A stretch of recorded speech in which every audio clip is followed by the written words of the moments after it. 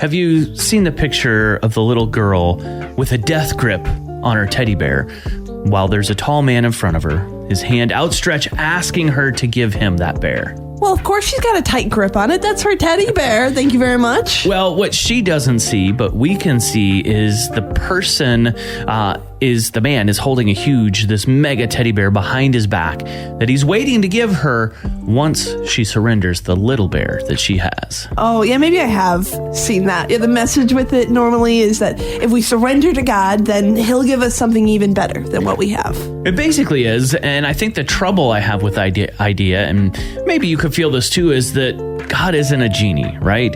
If I tell God, okay, God, I want to be a millionaire, so I'm going to trust you with that plan, it doesn't mean he's going to turn around and make me a billionaire. That'd be awesome, though. And he can do that, but it's not the promise, which makes it hard to understand then the many verses in the Bible that talk about good things happening when we trust God. For example, Proverbs 16:3 says, "Commit to the Lord whatever you do, and he will establish your plans." If the problem here isn't give it to God and he'll work it out, then what is it? What is the promise? I think it's actually that is exactly the promise, just not in the way we're expecting. I think maybe a better way to look at it is to remember that God holds the purest version of your dreams.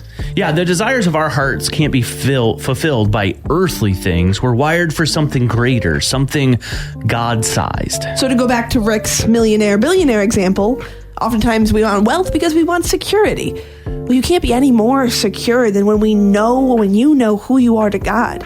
When that's what you live your life out of, that's something no economic crash can touch. Or maybe your dream is to have a family. You desire to love and be loved.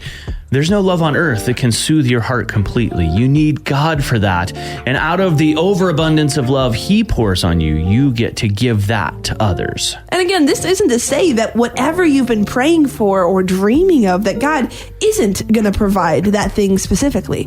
But just like that girl with the teddy bear, we've got to be able to and willing to surrender our dreams, commit them to the Lord. What he has for you is the purest, most real and filling version of your dreams, and it's just the start.